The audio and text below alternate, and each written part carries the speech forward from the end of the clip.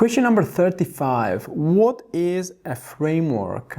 What is a software framework? So if you are a recruiter, you are quite likely to hear the term programming language or a software framework quite often, and you may not know what is the framework. So I'll explain in this video. Okay, I'm looking at the list of all the questions that recruiters asked me during the recent tech recruitment program, and this one, is really important because recruiters are very often actually talking to candidates about frameworks. Because even if I look at the JavaScript landscape or software development landscape in general, probably would be better.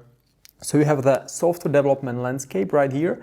You have backend and front-end software development. And for each, there is a node with a few programming languages. So for example, JavaScript on the backend, and there is some framework. So what is the framework? The framework is something like a template, kind of a template that developers use because they don't want to start from scratch always. Imagine you as a business professional need to create some presentation, right? And you don't want to start always completely from scratch with the presentation.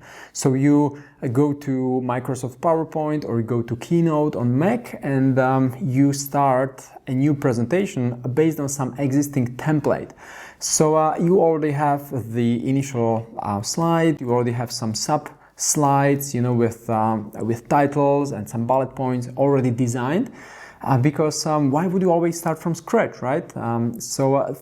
Some similar approach is used with frameworks. So developers don't want to start always from scratch because most of the websites anyway solve very common problems. So registration or login or things like security, right? So why would developers start always from scratch, just coding, on the greenfield? So instead, they download some of the existing frameworks such as React or Angular or Vue.js on the front end based on JavaScript. Or on the back end, the framework depends on the programming language. So as you can see on this mind map, there is, for example, C#, so there is .NET Core or the .NET Framework. With Ruby, there is Ruby on Rails or Sinatra. So developers choose a framework based on the programming language because the framework is written in that particular programming language. A framework is, if I come back to the example with Microsoft PowerPoint, you would also not use a PowerPoint template in Microsoft Word, right? It doesn't make sense, right? It's not compatible because it's a different program. So Ruby on Rails framework would not be used by PHP developers because it's incompatible. It's in a different programming language. So developers need to know how to use that particular framework. It's not too difficult usually because there is great documentation, open source community.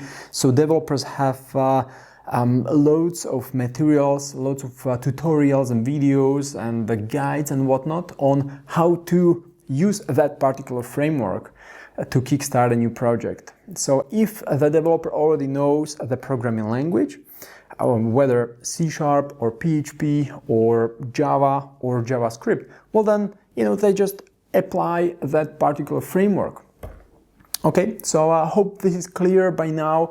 If you are not really sure what are the programming languages and frameworks, you can open up at the booklet on the page number 13 and you would see all the programming languages, for example, Scala, Ruby, PHP, Perl, Python, JavaScript, Java, C# and related frameworks. So those frameworks that have been written in that particular programming language. So with JavaScript, you can see Angular, React, Vue.js, React Native, etc. So these are the mainstream, most popular frameworks. And obviously C#, they have their own frameworks.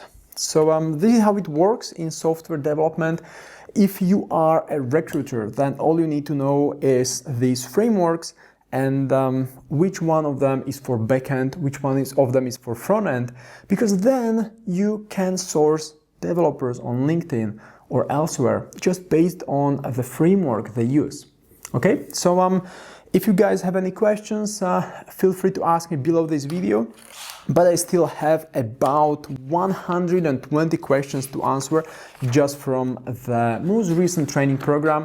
But feel free to ask, maybe some of these questions will be repetitive, so I can just point you to the right video. So thanks for watching, have a wonderful day, be productive, and recruit some tech professionals.